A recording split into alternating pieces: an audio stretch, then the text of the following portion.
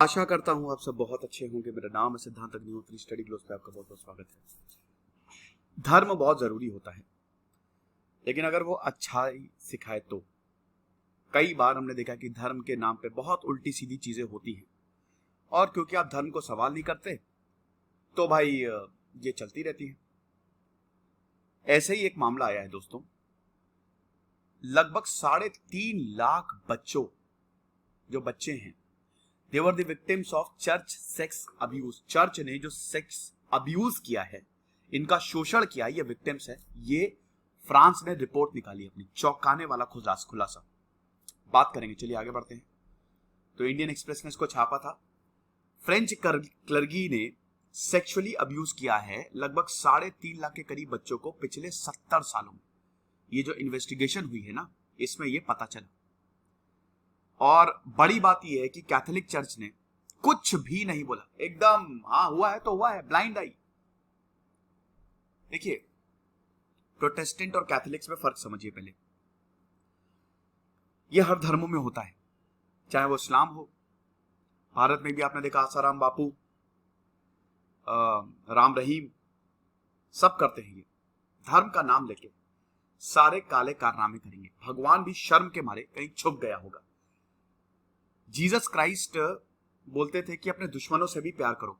उनकी स्टोरी आप देखेंगे, उनकी टीचिंग तो आप हिल जाएंगे। प्यार बांटते थे वो। जीसस क्राइस्ट 2000 साल पहले आए, क्रूसीफाई किया गया उनको। जीसस क्राइस्ट महान आत्मा, कहते ना वो चर्च में ट्रिनिटी का कंसेप्ट है, सन ऑफ गॉड, भगवान के बेटे, वो आए और उन्होंने अपना मैसेज दिया और उसके बाद वो वापस चले गए।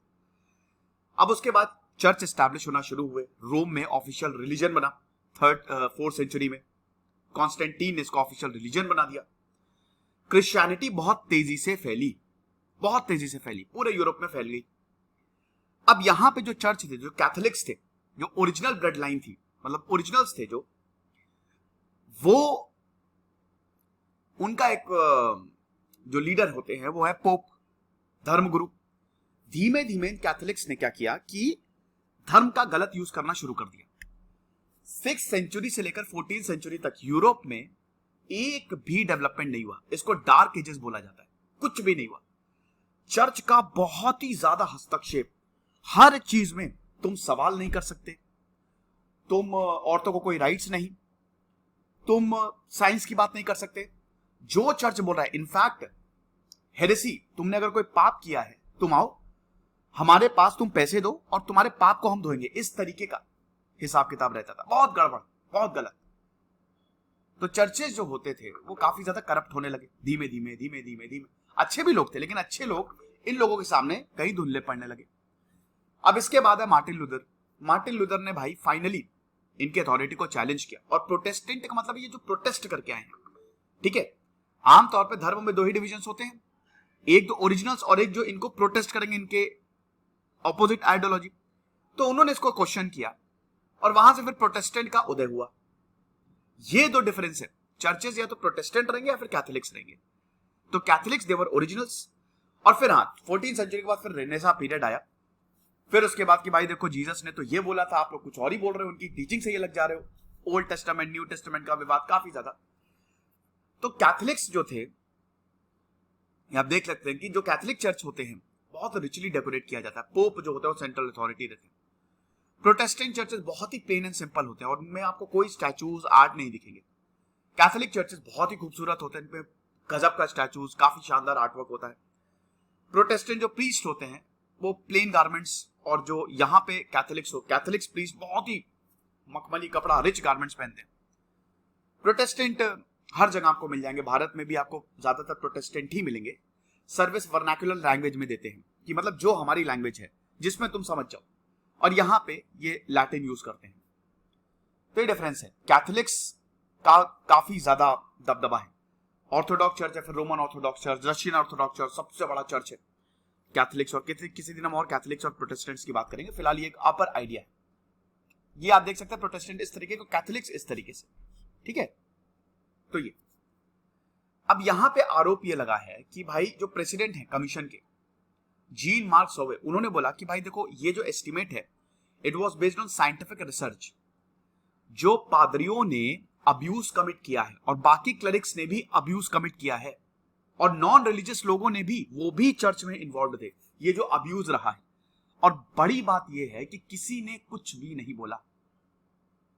फ्रांस एक कैथोलिक नेशन रहा है शुरुआत से, स्पेन एक कैथोलिक नेशन रहा है, इंग्लैंड एक प्रोटेस्टेंट नेशन रहा है। 60% ऑफ मेन एंड वुमेन जो सेक्सुअली अब्यूज हुए हैं उनको बहुत दिक्कत हुई है। भाई ये जो सेक्सुअल अब्यूज होता है ना, ये जो मेंटल टॉर्चर होता है, ये आपके दिमाग पे गहरा असर छोड़ता है। ये एक घाव की तरह है और ये भरने में बहुत मुश्किल रहती है। तो जितने लोगों के साथ सेक्सुअल अब्यूज हुआ, बहुत मुश्किल रही उनको, वो उबर ही नहीं पाए, एक तरीके से उनकी life was hello. Study authors बताते हैं कि 80% जो चर्च विक्टिम्स है वो बॉयज हैं। यहां पे लड़की नहीं, boys. 80% of the church victims were boys, 10 से 13 साल की उम्र के। बताइए आप, ब्रॉडर स्टडी में ये पता लगा है कि 75% of the overall victims were girls. Overall victims की अगर बात करें, ओवरऑल सब में, जिसमें सब इन्वॉल्व है, चर्च विक्टिम्स में 80% लड़के थे, ओवरऑल विक्टिम्स में लड़कियां थी। 75% विक्टिम्स वर गर्ल्स, लड़कियां। किसने इस डॉक्यूमेंट को प्रिपेयर किया? 2500 पेज का डॉक्यूमेंट है। इंडिपेंडेंट कमीशन जो कि कैथोलिक चर्च इन फ्रांस, उसने ये प्रिपेयर किया। और अभी शेमफुल सीक्रेट जो है बाहर आ रहे हैं। फ्रांस में एक नेगेटिव सेक्युलरिज्म चलता है। फ्रांस में अगर आप, दुनिया में एक ऐसी जगह है जहां पे फ्रीडम ऑफ स्पीच सबसे ज्यादा है, सबसे ज्यादा फ्रीडम है, वो है फ्रांस। इसीलिए फ्रांस आप देखते हैं कि वो बहुत ही ज्यादा डेवलप्ड है। मैं ये नहीं कह रहा हूं कि जहां धर्म नहीं होता वो डेवलप नहीं होते, नहीं, ऐसा नहीं, बैलेंस बना के चले, सब बढ़िया है। इंग्लैंड है, अमेरिका है, भारत है, लेकिन फ्रांस में फ्रीडम ऑफ स्पीच बहुत ज्यादा है। कहते हैं ना फ्रांस प्यार का शहर है, क्यों? क्योंकि वहां पे फ्रीडम ऑफ स्पीच है। आप किसी से भी प्यार कर सकते हो वहां पे। फ्रांस में इनफैक्ट वहां पे आप किसी भी धर्म का मजाक उड़ा सकते हो, चाहे वो इस्लाम। आपने देखा चार्ली हेब्डो पे कितना विवाद हुआ। भारत में भी जो वहां पे सिख थे उनको पगड़ियां नहीं पहननी है, ठीक है, बुरखा नहीं पहनना, ये सब होता है वहां पे। नेगेटिव सेक्युलरिज्म का कंसेप्ट है वहां पे, क्योंकि भाई देखो फ्रांस में, फ्रांस स्पेन, धर्म के माध्यम में बहुत कुछ हुआ, धर्म के नाम पे वहां पे। इतनी दिक्कत की फ्रांस बोला भैया अब जो हमारा संविधान होगा हम हाथ जोड़ते हैं, हम नहीं करेंगे, हम बिल्कुल फ्री रहेंगे धर्म से। भारत में पॉजिटिव सेक्युलरिज्म, पॉजिटिव मतलब कि भारत में सारे धर्मों का सम्मान है, धर्म कोई भी त्योहार होता है सब मिलके मनाते, छुट्टियां होती है। Positive secularism is very good, ठीक है। तो ये चीज है। अब रिपोर्ट ये बोलती है कि 3000 चाइल्ड अब्यूजर्स थे, 3000, जिसमें से 2/3 जो थे, लगभग 2000 के करीब, 75% देवर प्रीस्ट, वो पादरी थे जो कि चर्च में काम करते थे। उस समय तो इतना 1970 से लेकर अभी तक पूरी स्टडी है, और उस समय तो इतना कुछ था भी नहीं। अब ये सब बातें सामने आ रही है। और ये जो रेशियो है विक्टिम्स पर अब्यूजर, 3000 चाइल्ड अब्यूजर्स, समझिए 3000 अब्यूजर्स थे, और कितने लोगों को अब्यूज किया? 3.5 लाख लोगों को अब्यूज किया है। 3.5 लाख बच्चों का अब्यूज किया है। It was very much terrifying. अब जो इंडिपेंडेंट कमीशन, उसने बोला, चर्च से बोला कि भाई पे स्ट्रॉन्ग एक्शन ले, लेकिन चर्च इस पे चुप है। उस समय भी चुप था, अभी भी चुप है। कैथोलिक चर्च को बोला कि आप कंपनसेट करें विक्टिम्स को, जिनके साथ ये हादसा हुआ। चलिए अब जो हो गया वो तो आप बदल नहीं सकते, लेकिन आप इनको कंपनसेट करें। और इनफैक्ट कुछ पादरियों को तो प्रोसिक्यूट भी किया जाए। ये देख सकते, कनाडा में 300+, बेल्जियम में 300+, जर्मनी में 300+, आयरलैंड में 300+, यूएसए में 10,000+, ऑस्ट्रेलिया में 4,000+ सेक्सुअल एलिगेशंस। और ये बहुत, यूएस कैथोलिक चर्च को काफी पैसा देना पड़ता है। अमेरिका में तो भाई लॉ है, सबसे ऊपर लॉ, रूल ऑफ लॉ चलता है वहां पे। कोई भी कुछ भी हो वहां पे, चाहे प्रीस्ट हो चाहे प्रेसिडेंट हो, अगर आप आरोपी है तो आपको जेल में डाल देंगे। तो आप ये देखिए कि कितना ज्यादा कॉस्ट कैथोलिक चर्च को, सेक्सुअल एब्यूज एलिगेशंस अमेरिका को कितना ज्यादा कॉस्ट कर रहा है। 2004 से लेकर 2006 तक इन्होंने $2.6 बिलियन टोटल स्पेंड किया है। 3% थेरेपी पे दिया है, 5% ऑफेंडर्स। क्योंकि भाई ये पैसा कौन देगा? अगर आप सेक्सुअली अब्यूज कर रहे हो, आप किसी को नुकसान पहुंचा रहे हो, तो जो नुकसान पहुंचा रहा है पैसा तो वही देगा ना, सिंपल सी बात है। कमीशन ने 2.5 साल तक काम किया, सारे विक्टिम्स को सुना, विटनेसेस को सुना, चर्च को सुना, कोर्ट, पुलिस, प्रेस, आर्काइव्स। समझिए 70 साल की स्टडी है, 1950 से लेकर अभी तक। हॉटलाइन लॉन्च की गई, 6,500 कॉल्स आए। ये एक तरीके कमीशन कैसे बनी, ये आप समझिए कि जो जिनके साथ ये हुआ था, जैसे मान लीजिए मेरे साथ ही कुछ गलत हुआ तो मैंने फोन करके बताया, मैंने बोला मेरा नाम मत बताइएगा, लेकिन ये सब मेरे साथ हुआ है। तो इस तरीके से ये पूरी की पूरी स्टडी की गई है। और यही ऐसे ही आप स्टडी कर सकते हैं। भारत में भी आप देखिए, इनफैक्ट आप कहीं पे भी देखिए, बहुत ऐसे आपको केसेस मिलेंगे। धर्म के खिलाफ आप बोल ही नहीं सकते, तुरंत प्रोटेस्ट होने लगेंगे, अरे धर्म ये वो फलाना धमाका। धर्म के नाम पे सब गलत कर सकते हैं, लेकिन धर्म के खिलाफ आप नहीं बोल सकते। अरे जो गलत है उसके खिलाफ तो बोलेंगे ना। जो गलत हो रहा है, गलत को कैसे जस्टिफाई कर सकते हो? कौन से भगवान ने बोला है कि आप गलत करते रहो? जीसस क्राइस्ट अगर ये सब सुनते तो शर्म के माने पानी पानी हो जाते। वो खुद भी बोलते कि भैया नहीं रहना इस दुनिया में। भगवान कृष्ण ने जो भागवत गीता, जो उनके उपदेश है, भगवान कृष्ण ने कितनी शानदार बातें कही है, एक पूरा कंसेप्ट दिया है इन्होंने।